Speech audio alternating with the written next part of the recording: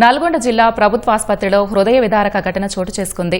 పండంటి మగబిడ్డకు జన్మనిచ్చిన తల్లి వారం రోజులకే ఉరేసుకుని ఆత్మహత్య చేసుకుంది. ఆసుపత్రి ఆవరణలోనే ఈ దారుణం జరగడంపై ప్రభుత్వం ఆగ్రహం వ్యక్తం చేసింది. 5 సభ్యులతో విచారణ కమిటీ వేసింది. నల్గొండ జిల్లా మునుగోడు మండలం చీకటి మామిడికి చెందిన రమేష్ మమత దంపతులకు 3 ఆడపిల్లలు. గర్భిణీగా ఉన్న మమత కాన్పు కోసం ఈ నెల 3న జిల్లా జనరల్ ఆసుపత్రికి వచ్చింది. ఈ నెల 4న రాత్రి 10:38 వైద్యులు ఆపరేషన్ చేయగా మమత పండంటి మగబిడ్డకు జన్మనిచ్చింది. శిశువు ఆరోగ్యం దృష్ట్యా ఆసుపత్రిలోని నియోనాటల్ కేర్ పిల్లల విభాగంలో ఉంచి వైద్యులు చికిత్స అందిస్తున్నారు. బాలింతల వార్డులో మమత, ఆమె వెంట సహాయకులు ఉన్నారు.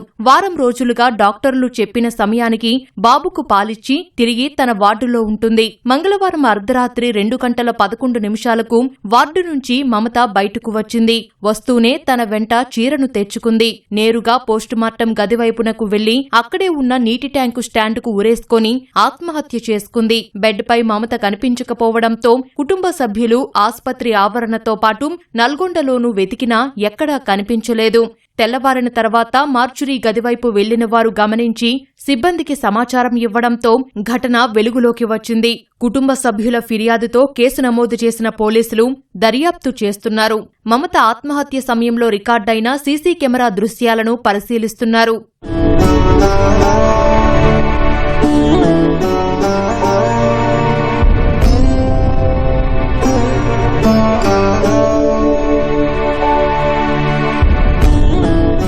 వార్డు నుంచి బయటకు వెళ్తున్న బాలింతను రాత్రి విధుల్లో ఉన్న ఆస్పత్రి సిబ్బంది, సెక్యూరిటీ అడ్డుకొని ఉంటే ఈ పరిస్థితి వచ్చి ఉండేది కాదని కుటుంబ సభ్యులు ఆవేదన వ్యక్తం చేశారు. మమత మృతి చెందడంతో ఆమె కుమారుడు పాల కోసం ఏడవడాన్ని చూసి అక్కడున్నవారు కన్నీటి పర్యంతమయ్యారు.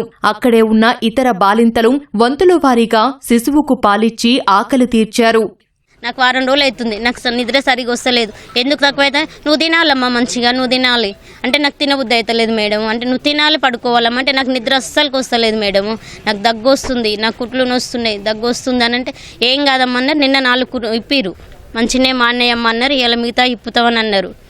రాత్రి అట్లా అయిందయ్యా, ఇట్లా ఇట్లా నాకు ఇట్లా ఎందుకు పట్టేసినట్టు అవుతుంది. ఎందుకు అవుతుంది మేడం అన్నారు. కానీ మరి ఏదన్నా ప్రాబ్లం ఉంది, మీరు బయటకు వెళ్ళి చూపించుకోరమ్మా అని అంటే మేము బయటకు వెళ్ళి చూపించుకుందామేమో, మాకు ప్రాబ్లం ఏదని తెస్తలేదయ్యా.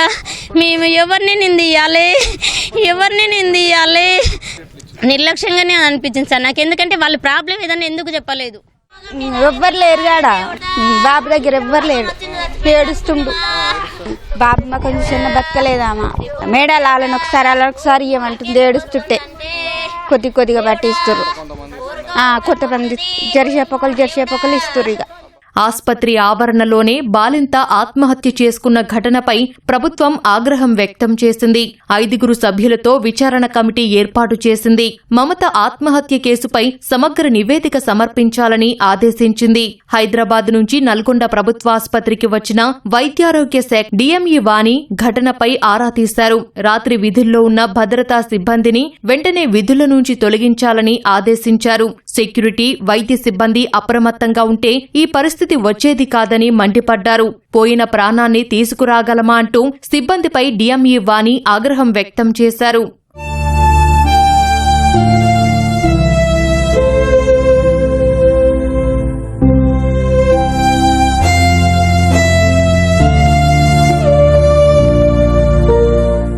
మమత మృతితో ఆమె 4 పిల్లలు తల్లిలేని వారయ్యారు. 10 రోజులు కూడా నిండని శిశువు పాల కోసం ఏడుస్తుంటే ఏం చెయ్యాలో తెలియక కుటుంబ సభ్యులు కన్నీటి పర్యంతమయ్యారు.